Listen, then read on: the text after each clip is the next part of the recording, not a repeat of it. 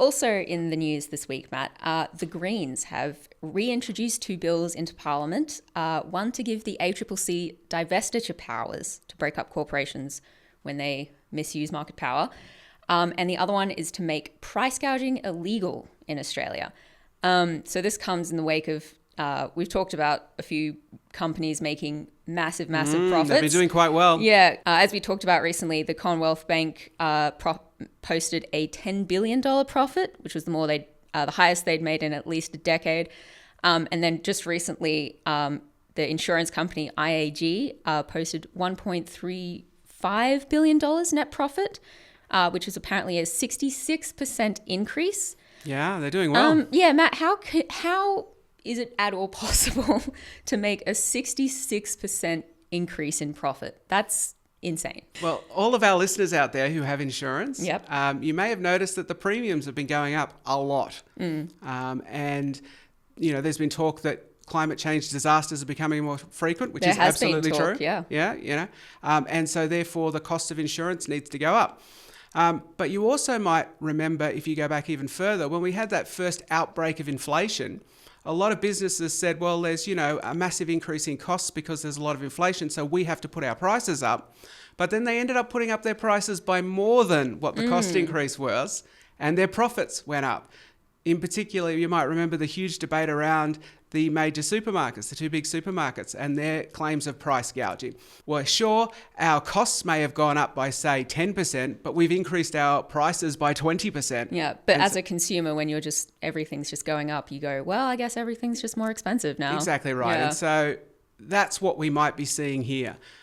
Firms, again, basically increasing prices by more than the cost. And how do we know whether that's happening? Well, at the end of the year, you look and you see what happens to their profits. And if their profits shoot up, then that's probably what's happening. That's exactly what the Greens legislation is designed to stop. So most people might think, well, profit gouging is illegal, but it's actually not illegal. Yeah, well, my question is, how can you make price gouging illegal? Like, just because, companies make money, that's their goal. What is the line when it comes to price gouging? Yeah, it's a great question. It's probably something that you would empower the ACCC to look at.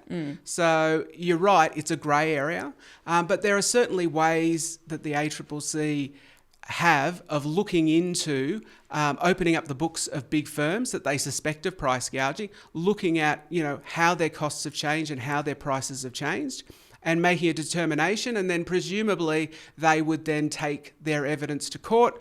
The company could then contest it in court, and a judge would be there to decide whether or not they had actually engaged in price gouging in exactly the same way as other anti-competitive behaviour. So, but what specifically makes it price gouging instead of just making a profit? Yeah, so there's a whole sort of field of economics that talks about reasonable rates of return and what is excessive profits, what are super profits. And essentially, the ACCC would use those tools to determine whether or not, and inside the legislation, there would need to be thresholds put in, and the ACCC would then need to convince the court that a particular business had gone beyond a reasonable rate of return and had actually engaged in price gouging. And then just going back to the other part of the bills, divestiture powers, breaking up the corporations, what would be involved in that? Yeah, so the idea of divestiture powers, which are laws that actually exist in places like the US and the UK, is when you have a large firm or a couple of large firms that dominate a market. Like Coles and Woolworths. Like Coles and Woolies, like 4 big banks, like, 2 big insurance companies, like lots of different, two airlines, like lots of different industries in Australia. You have a situation where it's really difficult for a new competitor to come in because the other competitor or the other competitors basically just force them out. They already dominate the market. It's difficult for them to set up. For a period of time, the incumbent firms can lower their prices and basically drive the new entrant out. So incumbents just are the ones that already exist. Yeah, incumbents are the firms already in the market. So how do you get more firms into the market? Because competition involves lots of firms all competing against each other. And competition is good for people who are buying their products. And the more competitive it is, the harder it is for firms to price gouge, the harder it is to take advantage of customers, to treat them poorly. You have to, your local cafe has to treat you well, because if they don't, you will walk another 50 metres down the road to their competitor who will treat them well. So that's why competition is good. So how do you, in these situations where you don't have competition and you just have a few big firms, how do you actually introduce competition? Well, one of the ways is you force the big firms to break up.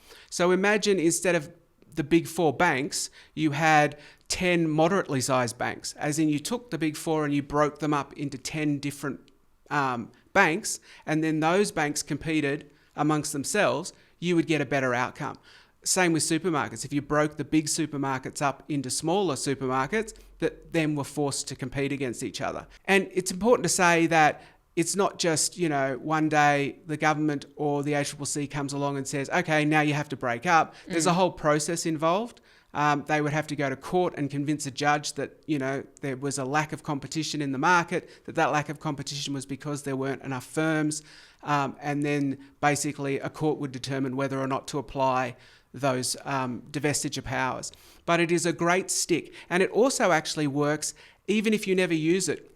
So at the moment, price gouging is not illegal and there are no divestiture powers. So if you're Coles or Woolies, you don't have to worry about price gouging and you don't have to worry about being broken up. But imagine if both of those powers were in place, then Coles and Woolies would be worrying about whether or not they're price gouging. And also, even if they could get away with it, they'd be worried that sometime down the line that, people would get really annoyed during a cost of living crisis. For a while there, they were hated when prices were rising, and they'd be worried that, they would get taken to court and they would get broken up. And so that then restrains their behaviour. It stops them. So even if you don't actually break them up, it makes them think twice about increasing their prices and gouging their customers. Is there some benefit there as well, in that a lot of these giant companies, Coles and Woolworths, things like Qantas, they do operate in sectors that are really important.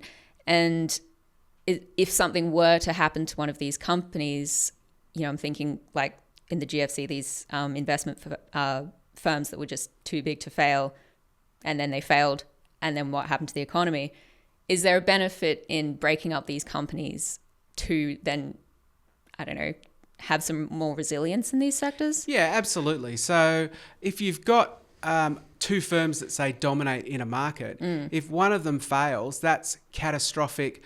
One, for competition, because then you effectively have a virtual monopoly, which is a company that can really take advantage of its customers, but also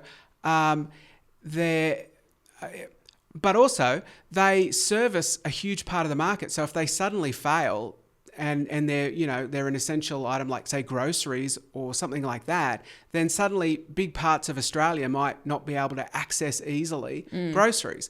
Whereas if you have lots of smaller firms that are competing in the market, then if one of them does have a catastrophic failure, then it's not as massive. And also, the pressure is then not on the government to come in and use taxpayer money to bail it out. So if Coles had some massive corporate or financial scandal and for some reason was about to go broke, right? Or Woolworths, doesn't matter, but just imagine that happened. Can you imagine the pressure on the federal government to stop that from happening, to step in and give as much public money as it cost to make sure that people could go to their local shops and buy groceries? There'd be huge pressure. And so it basically, it doesn't only inoculate people against that kind of risk, it also inoculates the taxpayer effectively against that kind of risk. Thanks for watching. If you'd like to keep up to date with all our latest research and work, sign up to our newsletter. Delivered every fortnight, it includes behind-the-scenes updates from Richard Dennis, an exclusive cartoon from Judy Horacek, details for our upcoming events and webinars, as well as explainers, graphs, and not to mention the latest cutting-edge research and analysis from the team here on the key issues that are facing Australia. Click the button on your screen to check it out.